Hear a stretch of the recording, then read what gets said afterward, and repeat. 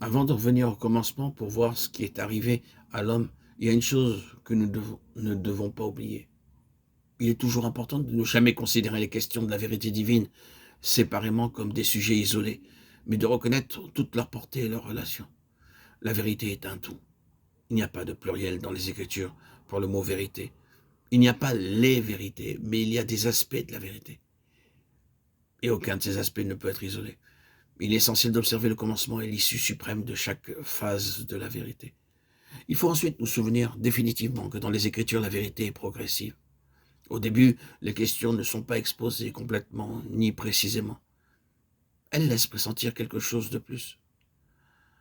Ce n'est que lorsque nous approchons de la fin que nous trouvons des déclarations plus complètes, à la lumière desquelles il nous faut considérer tout ce qui avait précédé. Prenons par exemple la doctrine de la Trinité divine.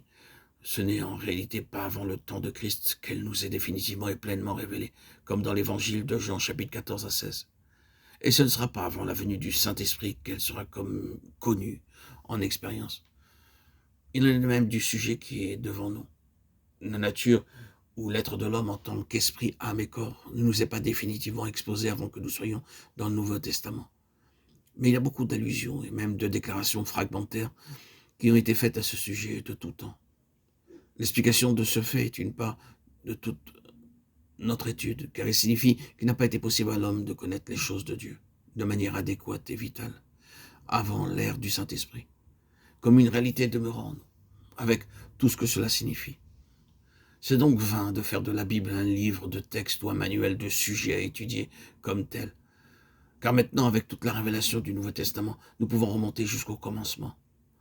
Lorsque, éclairés par le Saint-Esprit, nous voyons réellement l'homme, Jésus-Christ, et lorsque nous comprenons ce qu'est vraiment un enfant de Dieu dans le Nouveau Testament, nous voyons alors deux choses. Tout d'abord, ce qu'est l'homme pour Dieu depuis le commencement, et ensuite, le changement fondamental que représente un homme vraiment né de nouveau.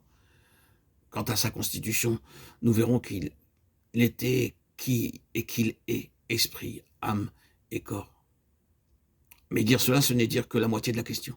Cela ne représente que les parties dont se compose l'homme.